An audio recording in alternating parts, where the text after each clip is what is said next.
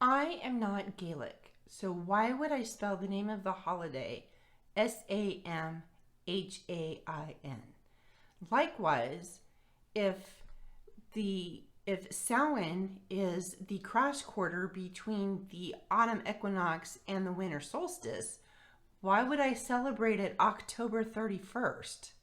I'm author Gwenalise Clayton, and I love Halloween. It is my favorite holiday of the year, and neo-pagans celebrate a similar holiday called Sowyn. Sowyn, which is a Gaelic word. Many of you have probably seen the meme about all these different ways to pronounce Sowyn, Samhain. Looks like Samhain. Well, I'm an American. I'm not going to pretend to be Irish when I'm not. I'm clearly not Irish. So why would I spell it that way? Language evolves, and I don't think it's cultural appropriation to spell a word the way you would pronounce it in your own language, because that's what language does. It evolves as different people adapt. So anyhow, I'm way overthinking things as usual, but anyhow, Samhain is the holiday that celebrates the last harvest of the season, and it is also a time to honor the ancestors. I want to honor our sacred dead, the people who I personally lost in my life this year. Now, of course, I lost my mom in January due to COVID. She developed COVID in December, and I talk more about this in other videos. And then my sister died, technically not of COVID. She died of organ failure, but she did have COVID at the same time my mom did. And then my uncle died also in June, a few weeks after my sister did. Not related to COVID. He was just, I think he was 89 or something like that. Anyhow, he died of natural causes, not related to COVID. But anyhow, I do want to honor those three people and what they meant to me. So I'm going to raise a glass of a good red wine. This is a cigar brand Zinfandel. So cheers to Delia Bodan, Janice Bodan, and John Bodan. Slancha. Or for my Uncle John, Nostrovia, because we were Polish. Also, I celebrate the holiday November 6th. The autumnal equinox this year was September 22nd. The winter solstice will be December 21st. So the cross quarter between the two is November 6th. That is when technically the veil between the physical world and the occult realm is thinnest. Now, I am not a psychic. I'm not a medium. I don't have any parapsychological gifts whatsoever.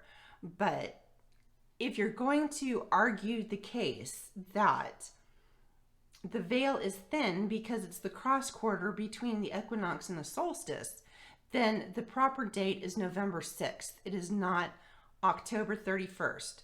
October 31st conforms to the Gregorian calendar, which I've talked about in other videos, is appeal to tradition. It's Halloween. It's easy to remember because it's the end of the month. Well, I think November 6th is just as easy to remember. So that is the true date of Samhain, at least for 2021. Solstices and equinoxes differ based on the astronomical phenomena of each year. So you really have to figure it out properly and not just assign it an obligatory date on a calendar. It doesn't work that way in the natural world.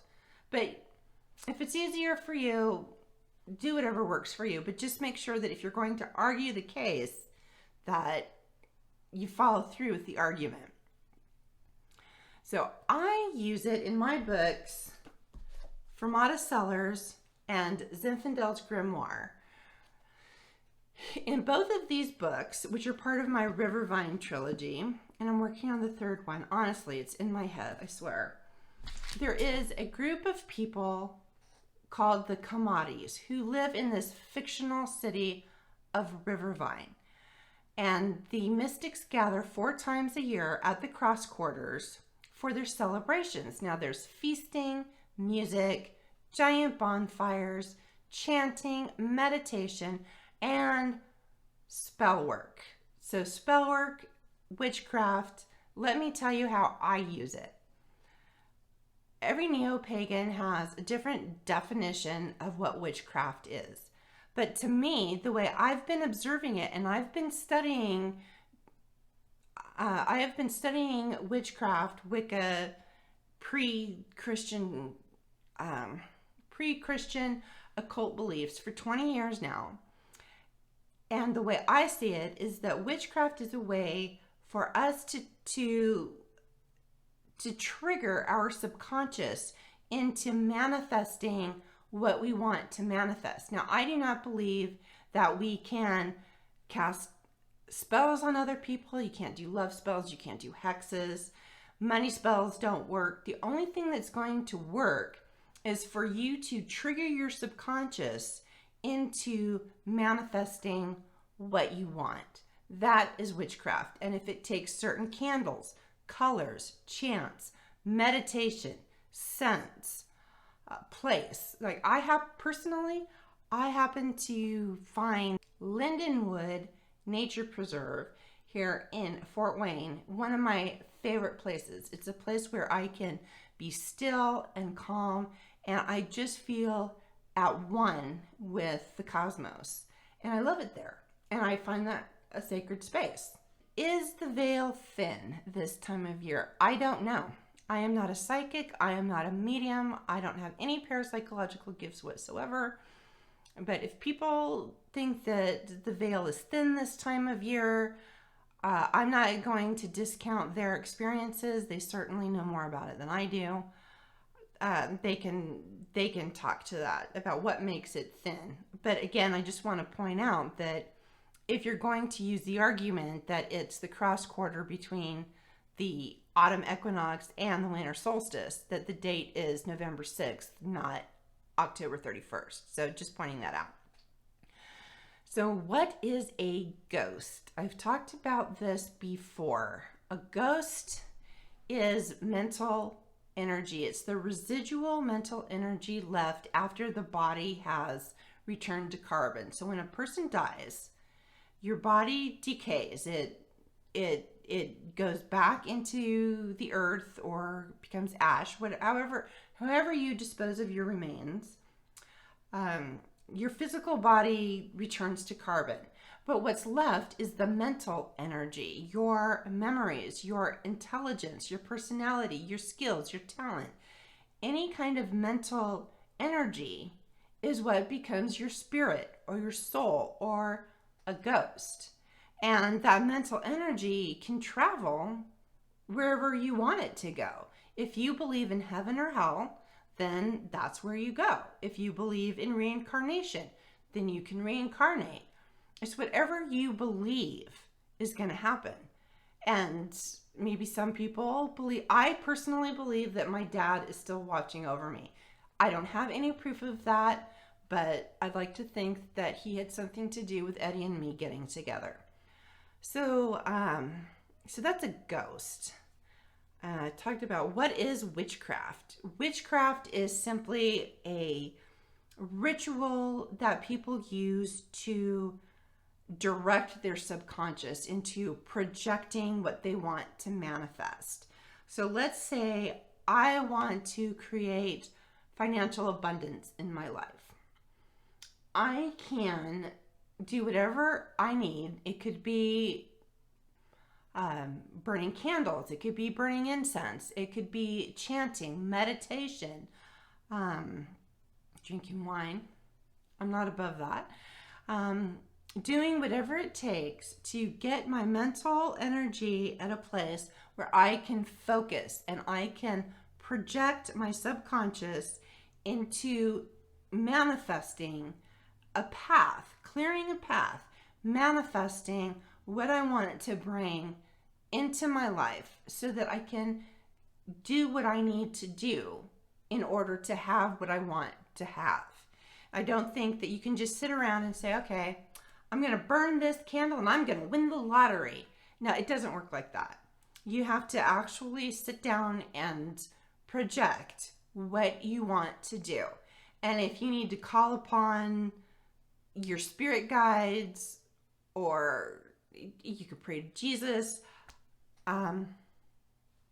whatever works for you to do what you believe in your heart to be right spiritually, that's what you need to do. And that's what witchcraft is. Oh, so what is a vampire? I do talk about vampires in my books. Now, I, for a long time, considered myself to be a vampire simply because if I don't eat red meat, and it needs to be like medium rare meat, I need to have that red, I need to be able to visually see it, and I need to be able to taste that red blood. That sounds so disgusting. It really does. But I am type O. My blood type is type O, and so I do need to eat red meat if you believe in the blood type diet, which I have read, and yeah, I use it as an excuse to eat red meat. I do enjoy that. I will get severe migraines if I don't eat red meat at least once a week. So that's something that I do. I am extremely photophobic. I don't like light at all, very much. I keep my house very dark. My risk of getting skin cancer from the sun is very low because I'm hardly ever outside. And when I am, I love rainy days. This weather that we're having right now is just fabulous. I'm digging it so hard. And I like music written in minor keys. I just love it. I love classical music. I love Tartini's Devil's Shrill. I love Le Danse Macabre. I love all that stuff. Dark minor keys. It is just fabulous. So that is how I use the word vampire. I want to thank you all for joining me here today. You've been watching the Rivervine channel. I am your host, Gwen Elise Clayton. I release videos every Tuesday. This is a place for critical thinkers with a sense of wonder. My videos focus on news, features, and commentary targeted toward critical thinkers with a sense of wonder. I cover all sorts of different topics that I find interesting, that I think you might find interesting too. So be sure to share this video if you liked it and give it a thumbs up if you found it entertaining and or informative. And be sure to subscribe if you'd like to see more videos like this. If you would like to support me financially, I do have a Patreon page at patreon.com/rivervine. And if you'd like to check out my books, Fermata Sellers and Zinfandel's Grimoire, they are available on Amazon. I will put links to everything in the description below. And if you want to learn more about me personally, I am at gwenclaytonwrites.com. Thanks so much for watching, and I will see you next Tuesday.